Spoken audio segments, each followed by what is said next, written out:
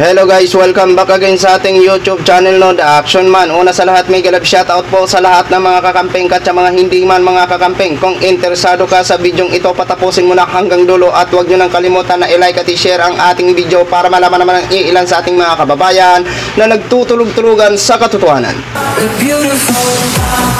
So muli naman nagbabalik ang nag-iisa nyong host na si The Action Man para magbigay ng komentaryo at reaction sa mga mainit ng issue ng bayan. So ito ho mga ka-action, mga kakamping no, may gusto lang po ako na i-share sa inyo. Regarding po ito sa nasabing gentleman's agreement ni dating Pangulong Duterte na kung saan isiniwalat nga po ito ni dating ex-spokesperson Harry Roque ho mga ka-action. So ito po, nagbigay ng linaw o pagpapaliwanag kung ano ang ibig sabihin ng gentleman agreement si Maharlika ho mga ka-action. Mukhang may mali. Mga ka-action, mukhang may mali na pagpapaliwanag para mapaamo niya pa rin ang kanyang mga viewers. Yun ay pagpapaliwanag ni Maharlika, pero susunugin ho muna natin. Okay? So ito po, pakinggan po natin ito si Inday Maharlika. So ina-highlight ngayon ng mainstream media ang statement ni Harry Roque, ni dating spokesperson ni Pangulong Duterte na si Harry Roque tungkol nga dito sa nasabing gentleman's agreement. Okay? So ang balita ng mainstream media, para bagang nagtraidor na si Pangulong Duterte sa inyo na dahil merong gentleman's agreement. Intindihin muna natin kung ano ba tong sinasabi ni Harry Roque, ni Spokes Roque, na gentleman's agreement. Kasi ang pinapalabas sa mainstream media at ng mga buwaka ng inang kongresista na mga kaliwa at mga kasabwat ni Lisa, lahat sila yan, ay parang ang sama-sama at tinraidor kayo ni Pangulong Duterte.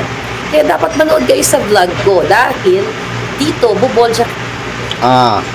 Parang pinapalabas ng livestream media or ng mga kongresista na para bang ang sama-sama ni Lolo Nyo Digong, na para bang tinatraidor ni Lolo Nyo Digong ang Pilipinas during ng kanyang termino. Okay. Napakasimple lang po ng ating pagsunog ho dito kay Maharlika. Alam mo Maharlika, bago ko po ipagpatuloy ang inyong pagdakdak, hindi ko alam kung ang pinaglalaban mo ang bayan o ang iyong iniidolo. Nasa dalawa lang yan. Bayan ba ang ipinaglalaban mo o ipinagtatanggol mo ng pilitan at linglangin ang inyong mga viewers para ipagtanggol ang iyong iniidolo? Okay, eto, tuloy Natin ang kanilang mga kasinungalingan. Pero basahin muna natin itong kasinungalingan ni Franz Castro. Okay? Sabi dito ng Hitad, ayan, tingnan mo ha, pakita ko sa inyo headline. Okay? Gentleman's agreement ni Digong sa China. Nakakabahala, binira, mga ganon. So, ito yung mga headline na ito yung tinatawag na sensationalism sa journalism. Okay? Nakakagalit na may mga dati tayong opisyalis na ganito na halos ibenta ang Pilipinas. Mga ganon. Diba, sumusobra na talaga ang China.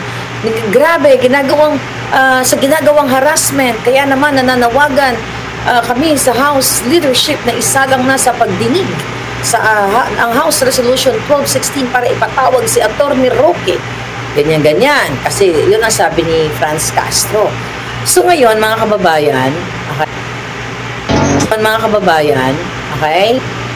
So putulin muna natin. Ang sabi ni Franz Castro sa nasabing headline niya sa kanyang statement, nakakagalit na halos ibinta na tayo ng dating leader.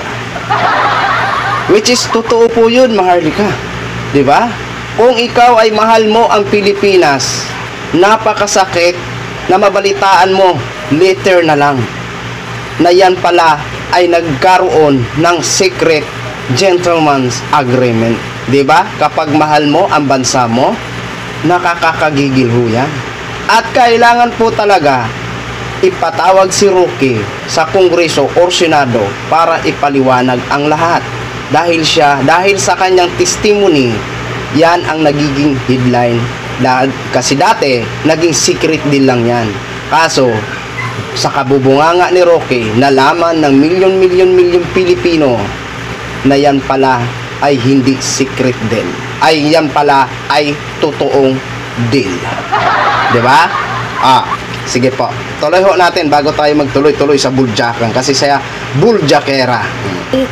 Cool tayo try to be cool. Nakain ko pa yung isang article para natin, boljakin natin. Dito, ABS-CBN. The National Security Officials dares Roque to explain alleged deal between Duterte admin. Alleged deal. Para bang mayroong silent deal na parang nakinabang si Duterte. At later sa ating vlog, malalaman nyo kung sino ang nakinabang dito sa gentleman's agreement na ito. O, kita mo. Well, dito tayo kukuha ng statement kay Spokes Roque. Sinabi niya sa interview niya na sabi niya dito, nagkaroon kasi ng gentleman's agreement during the time ni Pangulong Duterte between China and the Philippines. Ito'y oral sa panahon ni Presidente Duterte na ang parehong panig, ang China at Pilipinas, ay respetuhin ang status quo. Okay, status quo. Ibig sabihin, kung ano yung naroon na, walang dagdag, walang bawas. So, sabi niya, dumating yung Chinese premier ng panahon ni President Duterte at dumating din si President Xi mismo sa Pilipinas. So, maraming pagkakataon talaga na nagkapulong din hindi lang sa ang ambassador, hindi lang sa foreign minister, kung hindi sa premier at kay President Xi dito sa Pilipinas, sa China, at sa iba pang mga venue. So, mga palangga, tinuwis ng mga buwakan ng inang, of course, si Lisa Tanas na naman ng may pauso niyan at itong si Kuting ng Norte. Diba? Mga katarantaduhan nila yung mga palangga para linlangin kayo. Ngayon ang tanong ko sa inyo mga kababayan, ito bang kasunduan na tinatawag na gentleman's agreement? Ito ba illegal? Hindi. Kasi bakit ito ginagawa ng mga leaders? Okay, putulin muna natin.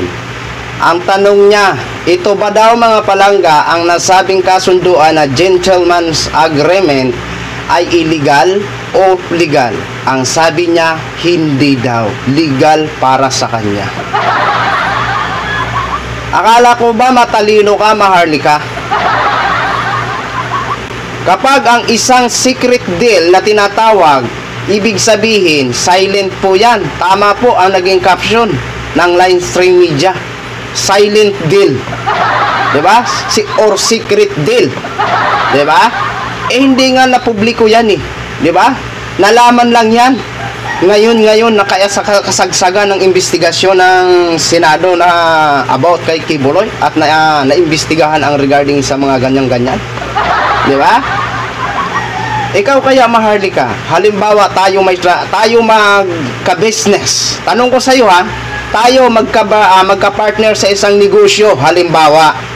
Tapos, sa lahat ng mga transaksyon ko, alam mo yan. Kasi, business partner kita. Ngayon, may ginawa akong secret o silent deal sa kasusyo natin. Hindi mo alam at later on mo na nalaman. Hindi ka ba manggagalaite? Na ako ay isang business partner mo ay nagtago sa'yo? Ngayon, tanungin din kita, naging legal ba o naging illegal ba ang pagiging secret deal ko o silent deal sa kasusyo natin? Alam ko na alam mo yan, sasabihin mo, nag-traitor ako sa'yo. At sasabihin mong illegal ang ginawa ko. At sasabihin mong hindi mo ako nirespeto. Diba? Dahil ka-business partner ako, pero nagkaroon ka pala ng silent deal o secret deal sa ating kasusyo. Di ba? Ano ang mararamdaman mo nun? Di ba? Isa yung pagtra-traitor, Maharlika. Ngayon, sa part na ganito, hindi ba natin matatawag yan na isang pagtataksil? Di ba? Ni hindi pinaalam sa publiko, di ba? Ang nasabi secret din. Ngayon lang yan nag-boom. Ngayon lang yan bumuga. Ika nga, Maharlika, walang usok na nakukumkum. Yan. Diba? Hindi po yan panliling lang ang inaano na Franz Castro tulad ng sinasabi mo. Ikaw ang nanglilin lang. Pilit mong pinapaliwanag ang baluktot at mali na secret deal na dapat karapatan ng maraming Pilipino, ng lahat ng Pilipino na malaman ang bawat transaksyon ng leader natin, lalong-lalo na ang nakasalalay ay ang isla nating minamahal. Diba, Maharlika? Napakasakit kung mahal mo ang bansa natin. Sa tuwing hinaharas, unless na paghaharas, di ba nakakadurog ng puso? Ang sakit sa puso, napakakirot sa puso, Maharlika. Katulad ko na mahal ko ang bansa ng sinilangan ko. Masakit sa akin na ang isa natin o ang mga kababayan natin na nagbabantay dyan ay nasasaktan. Nagkaroon ng injury para lang bantayan ang sariling atin. Napakasakit noon sa puso. Pero kung ikaw hindi mo mahal ang bayan, alam ko na alam mo rin, hindi mo mararamdaman yan. Di ba? O, ituloy po natin. Ng iba't ibang mga bansa. Kasi mga palangga, ito ay para mapanatili, okay, ang peace sa bawat bansa kung meron silang dispute katulad nga sa atin. Kumbaga, ang dalawang presidente, ang dalawang bansa ay nag-uusap na pag-usapan na lang natin verbally, okay, respetuhin natin both parties, although meron nga noong 2018 water canyon din tayo ng China, pero nakuha sa diplomasya. Itong kasunduan na gentleman's agreement, hindi ito dahil nakipagsundo si Duterte dahil may nakuha siya or something. Para ito sa Pilipino na nakiusap siya na sa China, both parties, na magrespetuhan tayo. Huwag tayo mag-away. Diba? Ito nga, kaya sabi dito ni Spokes Rocky, oral. Diba? Verbal na kasunduan. Walang kontrata, kaya nga tinatawag na gentleman's agreement. It's not, hindi sinulat sa papel. Diba? So nagkasundo yung dalawang bansa na iset aside muna yung dispute.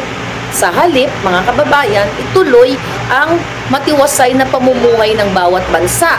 Ituloy ang pangangalakal, both ang mga investment chuchu, ituloy ang relasyon, relasyon ng bawat bansa na hindi tayo mag-away-away. Kumbaga, merong hindi pinagkakasunduan, pero yung dalawang parang siguro ang naging, ito, i-translate ko sa aking sariling lingwahe, parang siguro sinabi ng dalawang ni Pangulong Duterte, pareng she, huwag na muna tayo mag-away, ituloy muna natin itong kasunduan na ito na huwag tayong magbang-bang-bang sa panahon ngayon. Iset aside muna natin itong mga dispute na ito, di ba? Okay, hanggang doon tayo, napakahaba ng video niya. Para kay Maharlika, kaya ginawa yun ang kasunduan para mapanatili daw ang peace of mind ng dalawang bansa dyan sa West Philippine Sea. Para sa kanya po yung pananaw, yun ang paliwanag niya. Sang-ayon ba kayo doon, mga ka-action, mga kakamping? Ako, hindi po ako sang-ayon sa nasabing secret deal. Sa nasabing secret deal, hindi po ako sang-ayon. Ito lang po ang masabi ko sa inyo, Maharlika. Granting, halimbawa man, granting na hindi nakinabang o walang kapalit ang kasunduan na yan. Tama ba na tayo ang maging sunod-sunuran sa China na yan, na alam naman natin na sariling atin ang nasabing lugar? Tama ba yun, Maharlika? Na tayo patuloy ang mag-adjust sa sarili nating bakuran, na samantala ang mga chikwa na yan ay nakikiusap lang na kung pwede mangisda ang kanilang mga fisherman dyan sa West Philippine Sea. Pero anong ginawa ng iniidolo mo? Ang ginawa, pinagbigyan na makapangisda, malaya silang mangisda dyan sa West Philippine Sea. Ang problema, nag-abuso ang China. Gusto kamkamin na kamkamin ang sarili nating bakuran. Diba? Yan ang pananaw mo. Ang pananaw ko, maling-mali. Una-una, kung hindi nakinabang o walang nakuha si Duterte sa nasabing kasunduan, bakit kailangan niya itago sa publiko? Bakit kailangan niya na hindi natin malaman ang kanilang kasunduan? Sige nga, ano ang purpose ni Duterte? Kung yan naman pala ang kasunduan ay napakasimple. Hindi ba pwedeng ipaalam ni Duterte sa kanyang mga sinasakupan sa Pilipinas na ito ang naging agreement? Di ba? Hindi pwede secret deal yan. Di ba? Oo. Ito, Maharlika, ha? Sariling atin yan, itatak mo sa kukote mo. Kailangan ba tayo ang mag-adjust? Halimbawa, ako ang may sariling lupa. Gusto mong pumasok dahil gusto mong magtanim. Dahil sa sigurista ka, halimbawa lang ito, ha, dahil sa sigurista ka, gusto mo kamkamin. Ako tuloy ang may-ari, ako pa mag-a-adjust sa'yo. Ako ang kukontrolin mo. Ako ang pagbabawalan mo sa mga gusto kong gagawin sa sarili kong teritoryo, sa gusto kong dadalhin sa sarili kong teritoryo. Ako patuloy ang magsasabi na respetuhan. Ikaw tong nagpasok sa sarili kong bakuran at nakiusap lang. Yan, tatak mo sa kukote mo, Maharlika. Akala ko ba antindi mo mag-analyze ng mga bagay-bagay? Maharlika, may kasabihan tayo. Kapag secret deal o silent deal at hindi ipinaalam sa publiko, yan ay maling-mali. Lalong-lalo na ang gumawa ay isang leader ng bansa. Di ba? Mga kababayan, kung maniniwala kayo sa kanyang pahayag, nasa sa inyo po yan. Pero ito lang ang pahayag ko. Maling-mali at baluktot ang nasabing pahayag ni Maharlika. Hindi tayo pwede ang mag-adjust sa sarili nating atin. Dapat ang mga Chinese ang mag-adjust. Dahil sila lang ang nakikisawsaw nila, ang nakikisawsaw dyan, at pilit nilang kukunin ang sarili nating bakuran na napatunayan naman natin noong 2016 na sariling atin yan. Dahil nanalo po tayo sa isang tribunal, mga ka-aksyon, mga kakamping. Kaso nga lang, para kay Duterte, basura lang ang nasabing papel. Diba? Wala tayong pakialam, no? Sariling bakura natin yan. Wala tayong pakialam. Manggulo kayo dyan na manggulo. Ipatupad ang gustong gawin ng Pilipinas dahil sariling bakura natin dyan. Hindi tayo pwedeng tayo ang mag-adjust sa mga dayuhan na dayo lang naman sila dyan sa ating isla. Di ba, Maharlika? Nasaan ang pagiging matinding analysis mo? Pagdating dito, binabaluktot mo. Di ba? So yun lang ho, mga ka-action, mga kakamping, no? Ginishare ko lang ho sa inyo. Maraming salamat po sa ating mga viewers, Luzon, Visayas at Mindanao all over the world. Ako po ang inyong lingkod, si The Action Man. Have a good day, everyone.